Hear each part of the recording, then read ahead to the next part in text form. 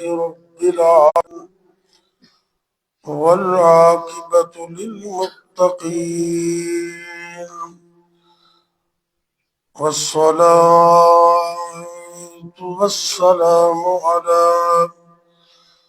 على أشرف الأنبياء والمرسلين وعلى آله وأصحابه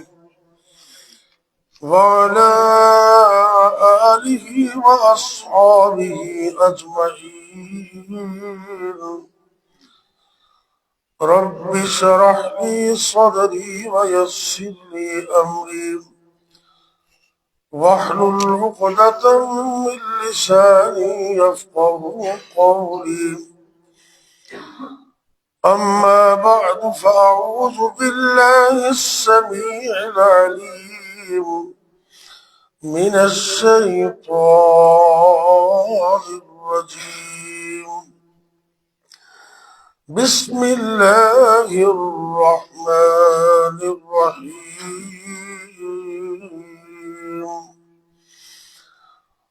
التائبون العابدون الحامدون السائحون الراكعون الساجدون الآمرون بالمعروف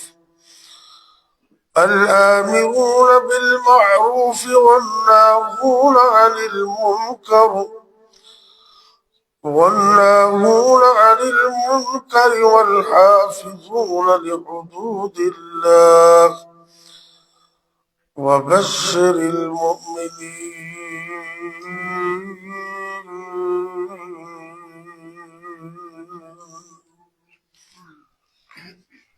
رقم السورة 9 ورقم الآية 12 و100.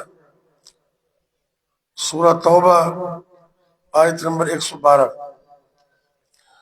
اللہ رب العزت نے اس مقام پر اپنے مومن بندے کی 10 صفتوں کو بیان کیا ہے.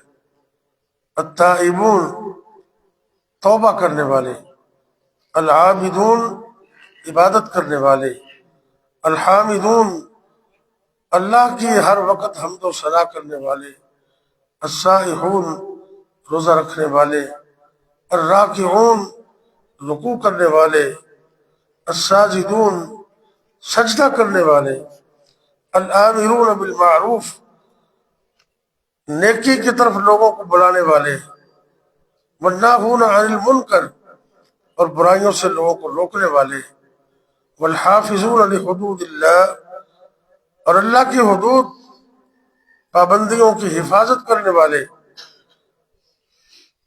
وبشر المؤمنین اللہ فرما رہے کہ اے میرے محبوب پیغمبر حضرت محمد کریم صلی اللہ علیہ وسلم مومنوں کو خوشخبری دے دیجیے. ایک تو یہ فرمایا کہ یہ مومن ہے اور خوشخبری جنت کی ہے. ان 10 صفتوں میں سب سے پہلی صفت کا آج میں تھوڑے سے وقت میں تذکرہ کروں گا انشاءاللہ. التائبون توبہ کرنے والے. عام ایک لفظ بولا جاتا ہے توبہ و استغفار. تو توبہ کا معنی ہوتا ہے رجوع کرنا، واپس پلٹ آنا، اور استغفار کا مطلب ہے اللہ سے گناہوں کی معافی مانگنا.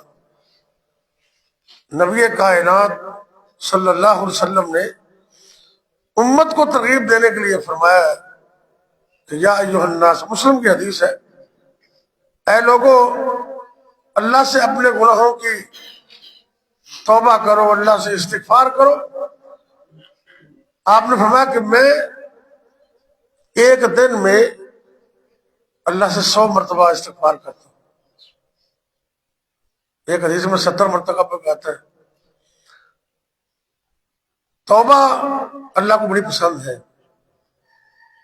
گناہ تو بندے سے ہو جاتا ہے، انسان نسیان میں سے ہے، بھول جاتا ہے، لیکن اللہ کو وہ بندہ بڑا پسند ہے جو غلطی کر کے فوری توبہ کر لیتا ہے.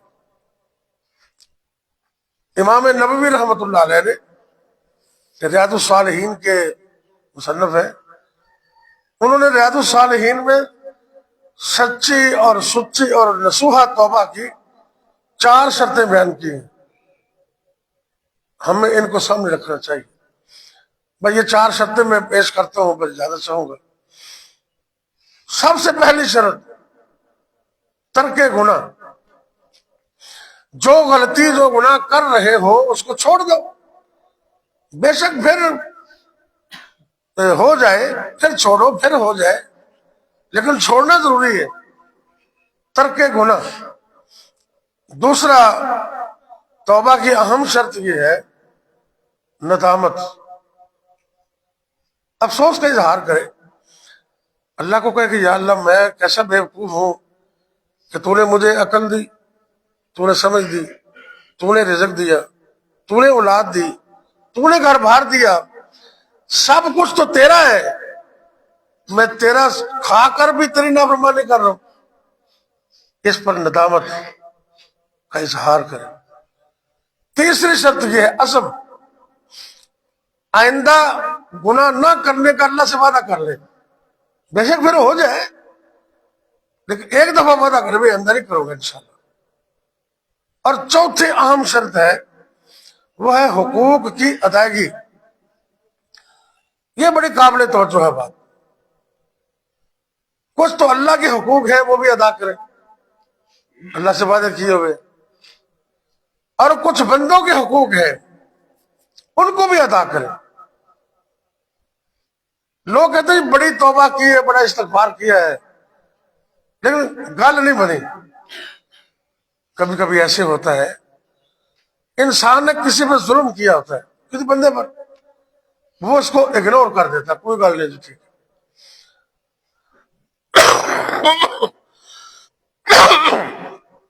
سعودی عرب میں ایک بڑا سیٹ تھا، اس کا واقعہ علماء نے لکھا ہے. مولانا عبد المنان راسک صاحب نے بھی اپنی کتاب میں لکھا ہے، اور علماء نے بھی. بڑی بڑی کوٹھی بنانے لگا ہے، اور اس کی کوٹھی کے ساتھ نا ایک بڑھیا عورت تھی بیچاری، اس کا تھوڑی سی جگہ تھی، چند مرلے. خامد اس کا فوت ہوا تھا. وہ محنت کر کے مزدوری کر کے گزر بسر کرتی تھی. وہ اپنے کام کو گئی ہوئی، وہ سیٹھ صاحب آئے تو انہوں نے حکم جاری فرما دیا یہ جو کٹیا بنی ہوئی ہے چھوٹی سی نا، اس کو بھی میری کوٹھی میں شامل کر دو. اتنی بڑی کوٹھی پہ پوری نہیں پڑی، اور اس بڑھیا کی اتنی سی زمین وہ بھی زمین میں ڈال دی. آپ کو پتہ نہیں ہے کہ حدیث میں آتا ہے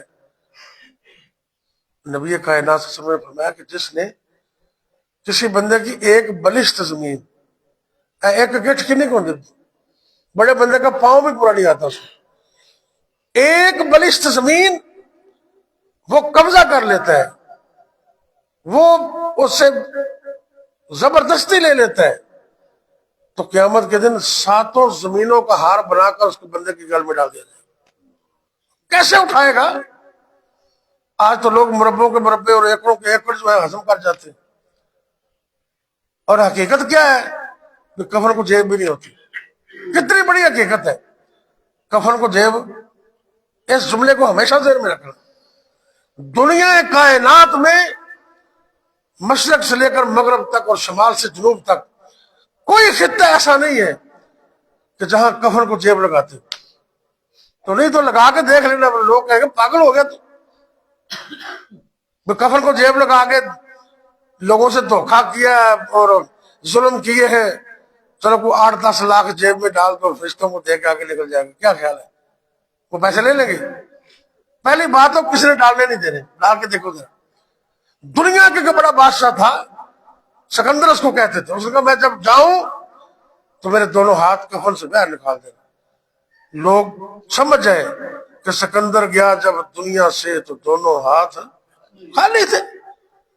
ساتھ کیا جانا ہے؟ تیرے عمل جانے ساتھ. نیک اولاد تیرے لیے دعا کرے گی، صدقہ جاریہ کیا تو قبر میں کام آئے گا، تیرے عمل تیرے ساتھ جائیں گے. اب وہ سیठ صاحب نے نا حکم جاری کر دیا کہ اس زمین کو بھی اس میں ڈال دو، بھی شامل کر دو. مزدوروں نے منٹ لگایا، وہ کٹیا گرائی اور دیوار کر کے اس کے اندر شامل کر لی. وہ شام کو کام کاج سے فارغ ہو کے آئی. اللہ اکبر، اس نے دیکھا میرا گھر تھا، ادھر کہاں چلا. بڑے تلاش کیا، جب تحقیق کی اس نے کہا بھی یہ جو سیٹ کوٹھی بنا رہا ہے نا، اس نے وہ تمہاری کوٹھیاں گرا کے اپنے کوٹھی میں شامل کر لی. اب وہ بیچاری بے بس ہے. آپ مسئلہ سنجیدہ لوگ بیٹھے ہیں، سمجھدار ہیں، اس جملے کو ذرا دھیان سے سننا. مظلوم تو کمزور ہوتا ہے لیکن مظلوم کا رب تو کمزور نہیں. کیا خیال ہے؟ اس نے دستے دعا بلند کیے، رو رہے، اور نبی کائنات کی حدیث ہے مظلوم کی بد دعا سے بچنا، کیونکہ یہ سیدھی اللہ کے پاس چلی جاتی ہے، اس کے راستے میں کوئی رکاوٹ نہیں. اور ایک اور ذہن میں رکھنا، دعا کی قبولیت کے لیے نا مولانا یوسف صاحب راجوال والے رحمت اللہ علیہ وہ اکثر کہا کرتے تھے کہ دعا کی قبولیت دو پر لے، کتنے؟ دو پر، صدق مقال اور رزق حلال. بندہ حلال کھاندہ ہوئے تو سچ بولتا ہوئے ان کی دعا قبول ہو جاندی. لیکن مظلوم واسطے شرط نہیں جگی. مظلوم بندہ پاوے مشرک ہوئے، لا يحب اللہ الجہر بالسوء من القول الا من ظلم. مظلوم کی آت اور ڈٹ چلی جاتی ہے. مظلوم کے بددعاؤں سے بچنا چاہیے. اس عورت نے کہا اللہ میں تو یہاں نہیں تھی، اللہ تو بھی نہیں تھا یہاں، ایک بات. دوسری، اللہ میں تے کمزور ہاں، میں اندہ ہاتھ نہیں پڑ سکتی، اللہ تو آپ ہی اندہ ہاتھ پڑ لے، اللہ تو اس کو پکڑ لے. مظلوم تھی نا، مظلومہ نے بددعا کر دی. مولانا کہتے ہیں کہ وہ ایسے ہوا کہ اس کے ہاتھ میں درد شروع ہو گیا. اچھا کبھی بندہ، حقیقت بات ہے، بندہ جاتا ہے ڈاکٹروں کے پاس، حکیموں کے پاس، لیکن کہتے ہیں یار تینوں کوئی مرض نہیں گا، تکلیف ہوتی ہے، وہ جاتی نہیں ہے. اور تکلیف تو یہ ہے کہ تو بندے پہ ظلم کر کے بیٹھا ہوا ہے، اس نے بد دعا کی، اللہ نے تجھے پکڑ لیا. ڈاکٹروں کے پاس گیا، جواب مل گیا، حکیموں سے جواب مل گیا، حتیٰ کہ راقی، عربی میں کہتے ہیں دم کرنے والا، بڑا نیک آدمی تھا، اس کے پاس گیا. توجہ ہے سب کی؟ دم کیا تو دم سے بھی آرام. اور تو ظالم بن کے بیٹھا ہوا، تیرے پر قرآن شراب پڑھتا تو کیا اثر ہوگا؟ ظالمات کی اثر ہونا ہے. لوگوں پہ ظلم کرتا ہے، لوگوں کو گالیاں دیتا ہے، ان کو نہایت کسی بغیر کسی وجہ سے تنگ کرتا ہے، لوگوں کے بچوں کو قتل کر دیتے ہیں، اور فخر سے کہتا ہے میں نے بڑا کام کر دیا. اللہ تو اوپر بیٹھا ہوا ہے. مظلوم کمزور ہوتا ہے لیکن مظلوم کا رب کمزور نہیں ہے. یہ توبہ کی چوتھی شرط ہے. اس نے دعا کی یا اللہ اس کا ہاتھ پکڑ لے، اللہ نے پکڑ لیا. وہ بندہ نیک تھا، 2-3 دن دم کروایا، آرام لایا. اس نے کہا بھی ذرا اپنی اداؤں پہ ذرا غور کر، کسی پہ کوئی ظلم، کوئی زیادتی، وہ ذرا غور کر گھر جا کے اور اس سے معافی مانگ. وہ گھر گیا، اب اس کو بھی سمجھ نہیں آ رہی تھی. بڑے بندے ہیں نا، میں چھوٹی موٹی زمین ڈال کے تو چیتا ہی بھول جانے، پتہ ہی نہیں بھی اسی بھی کام کیتا کہ. ایک دن آیا، اپنی کوٹھی بن رہی تھی مزدوروں کے پاس، کہنے لگا یار میں کسی بندے کے کوئی زیادتی تو نہیں کر بیٹھا. کہتا جی اور تو سانو یاد نہیں تے او بڑھیا جی تھی زمین میں چھپائی ہے نا، وہ بلا ناگا اتنے آندھی تے رب نو کہہ دی اللہ میں تے کمزور ہاں، تو تے کمزور نہیں. اے اللہ میں تے کمزور ہاں تے تو تے بڑیاں قدرتاں دا مالک ہے، تے ظالم دا ہاتھ پھڑ لے، انہوں قابو کر لے. اللہ نے پکڑ لیا. اب اس کو سمجھ آ گئی. اس عورت کے پاس گیا، دست بستہ معافی مانگی، دست بستہ معاف کر دو، جتنے پیسے ہیں لے لو. اس کو راضی کیا. گھر آنے سے پہلے اللہ نے اس کو شفا دی. اور بھائی اپنی اداؤں پہ غور کرو. ایک وقت کا بڑا بادشاہ تھا، فاتحانہ انداز میں آ رہا ہے، فوج زفر موج ساتھ ہے، ہزاروں کی تعداد. انہوں نے بھی ایک بڑھیا کی گائے پکڑی، ذبح کر کے کھا گئے. اتنی لمبی فوج تھی.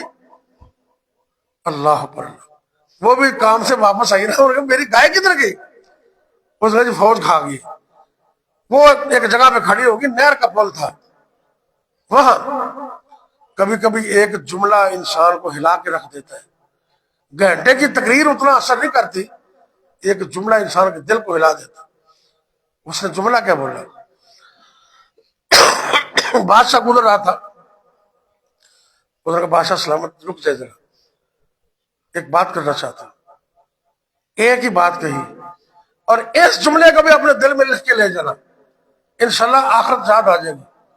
کہنے لگی بادشاہ سلامت، میری گائے کا حساب اس پل پہ دینا ہے یا پل صراط پر دینا ہے؟ اللہ. اور میری گائے کا حساب اس پل پہ دینا ہے یا پل صراط پہ؟ وہ بادشاہ بھی نیک ہوتے تھے. اس نے کہا ماں بات کیا ہے؟ اسے سارا واقعہ سنا. اس نے وہیں اس کو پیسہ مال دے کر خوش کیا. تو بادشاہ کہنے لگا بھی اتنے ہی سو کچھ لے رہے نلے، آخر کا کم تو بڑا اوکھا ہے، اتنے تو بڑے بڑے قابو آ جاؤں گے. بھائی سچی توبہ کریں، لیکن یہ چوتھی جو شرط ہے نا، پہلی شرط ہے ترک گناہ، دوسری ندامت، تیسری عزم اللہ سے وعدہ کرنا نہیں کروں گا گناہ، اور چوتھی حقوق کی ادائیگی، اللہ کے بھی اور بندوں سے. جو معاملہ ہے، گالی نکالی ہے تو معافی مانگو، پیسہ مارے تو واپس کرو، پلاٹ قبضے میں کیا تو واپس کرو. تو حقیقت کیا ہے اللہ جان دے.